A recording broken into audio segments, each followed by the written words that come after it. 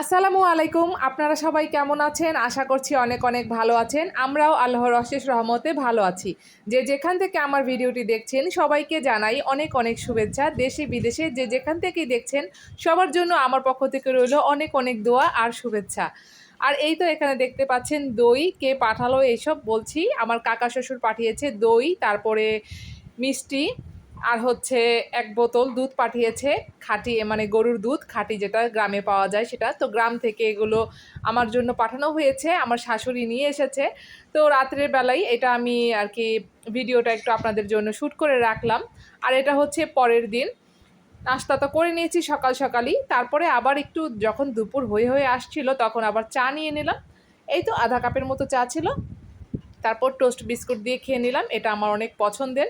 আর এই মুহূর্তটা মানে ভালো লাগে, অনেক উপভোগ করি আমি চা দিয়ে এরকম টোস্ট বিস্কুট খেতে। আমার খুবই ভালো লাগে, অনেক মজা লাগে।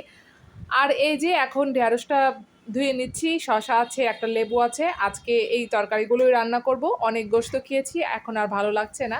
যদিও বা গোশত যা রান্না করেছিলাম অল্প কিছু রয়ে গেছে, সেটা কিন্তু রাত্রেই হয়ে যাবে। আর ভাবলাম যে ঢেঁড়সের তরকারিটা রান্না করি চিংড়ি মাছ দিয়ে, আর হচ্ছে ডাল রান্না করব, বাস এতটুকুই। সুন্দর করে আমি ঢেঁড়সটা ধুয়ে নিলাম, এখন কেটে নিচ্ছি। তো এখানে কিন্তু অনেক ঢেঁড়স একদম বাড়তি ছিল, অনেকগুলো আমাকে ফেলে দিতে হয়েছে।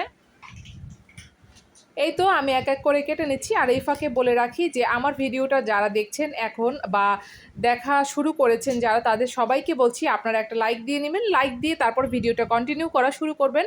আর ভালো লাগলে চ্যানেলটিকে সাবস্ক্রাইব করে দিয়ে আমার পাশে থাকবেন। তাহলে হবে কি, আমি যখন আমার ভিডিও আপলোড করব, তো আপলোড করার সাথে সাথে কিন্তু আপনাদের নোটিফিকেশনে আমার ভিডিওটি চলে যাবে। আর অবশ্যই প্লিজ আপনারা একটা লাইক দিয়ে দিন। আপনারা একটা লাইক দিলে কিন্তু আমার জন্য অনেক উপকার হবে।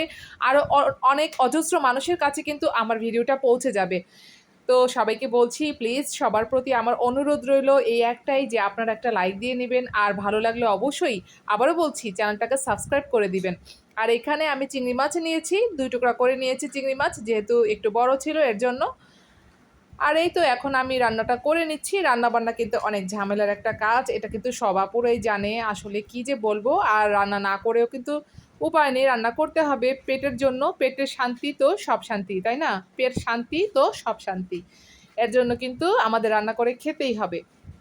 আর এখানে আমি পেঁয়াজটাকে লাল করে নিচ্ছি সুন্দর করে। আর সব আপুদের থেকে কিন্তু একটু একটু করে রান্নাবান্না শিখছি প্রতিনিয়ত, প্রতি মুহূর্তে। যখন পারছি তখন দেখছি আর রান্নাবান্না শিখে নিচ্ছি। দেখার সাথে সাথে খুবই ভালো লাগছে। সবাই খুব মজার মজার রান্না করে। আর যারা কুকিং চ্যানেল আছে সে আপুদের কথা কি বলবো, তারা তো একদম পাক্কা রাঁধুনি। আর এই তো তাদের কাছ থেকেও কিন্তু আমি শিখে নিচ্ছি। আর এইখানে চিংড়ি মাছটা দিয়ে দিলাম। আর কার ঈদ কেমন কাটলো একটু সবাই জানাবেন। সব আপুদেরকে বলছি আর ভাইয়াদেরকেও বলছি। আর এই তো আমার এটা কিন্তু অনেক পছন্দের একটা তরকারি, আমার খুবই পছন্দের। আর গ্রাম থেকে তো কাকা শ্বশুর পাঠিয়েছে আমার জন্য এগুলো, আর তার নাতিদের জন্য। তো দইটা কিন্তু টক মিষ্টি দই ছিল, আলহামদুলিল্লাহ তারপরও ভালোই ছিল। আমার বড় ছেলে বলছে একটু টক লাগে, খেতে চাইছে না, একদিন একটু খেয়ে আর খাবে না বলছে। তো আমার আবার ভালো লাগে একদম মিষ্টি দইটাই। তারপরও টক মিষ্টিটাও ভালো লাগে। সবসময় যে আবার মিষ্টিটা ভালো লাগবে তা কিন্তু না। আসলে সব রকমই কিন্তু খাওয়া উচিত। যেকোনো খাবারই সব রকম খেলে কিন্তু আমরা প্রত্যেকটা খাবারের কিন্তু স্বাদ উপলব্ধি করতে পারবো। আর এই যে তরকারি কিন্তু অর্ধেকটা হয়ে এসেছে। প্রচুর পরিমাণে আসলে ঢেঁড়সে কিন্তু অনেক ভিটামিন আছে। আর চিংড়িতে তো অ্যালার্জি আছেই, তারপরেও কিন্তু চিংড়ি খাই। আসলে কি করব, চিংড়ি মাছ আমার অনেক প্রিয়। আর এই যে রান্না কিন্তু অলরেডি হয়ে গেছে। আর এখানে আমি ডালটা ধুয়ে নিচ্ছি। যেহেতু ডাল রান্না করব, তো আজকে এই কড়াইটাতেই রান্না করব। তারপরে দেখা যাক, একটা ছোট পাতিল আছে সেটার মধ্যে ঢেলে রাখবো। তো ডাল কিন্তু যতই আমরা ধুবো ততই কিন্তু স্বাদ বাড়বে, এটা কিন্তু অনেকেই কিন্তু জানে না। তো বলে দিলাম টিপসটা, কেমন লাগলো সবাই জানাবেন। এটা আমিও জানতাম না, পরে এক আপুর থেকে জেনেছি।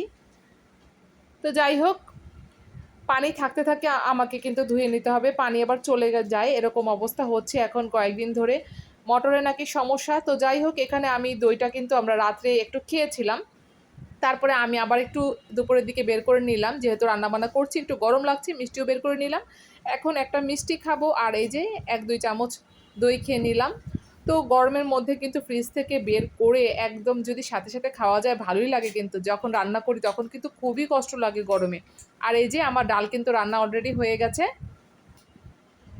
তো অনেকদিন পরে কিন্তু ডাল রান্না করলাম। তো আজকে কোনো রকম ধনেপাতা টমেটো কিছুই দেই নাই। আর এই তো ডালটা কিন্তু অনেক মজা হয়েছিল। ঢেলে রেখে দিলাম এই পাতিলটাতে। আজকে আর গরম করব না, অনেক দেরি করেই রান্না করেছি ইচ্ছা করি যাতে আর সন্ধ্যার পরে গরম করতে না হয়। গরম করলে ডাল দেখা যায় কি স্বাদটা কিন্তু অন্যরকম হয়ে যায়, আর টাটকা ডাল কিন্তু সেটা কিন্তু অন্যরকম লাগে, খেতে কিন্তু অনেক মজা লাগে ভাতের সাথে। তো যাই হোক, এই তো ডাল রান্না তো হয়ে গেল। তো কাজ কিন্তু কম না ঘরের মধ্যে। আর এই যে সন্ধ্যার পরে আপেল কেটে দিলাম। তো আজকে এই পর্যন্তই থাকলো। সবাই ভালো থাকবেন, সুস্থ থাকবেন। আল্লাহ হাফেজ।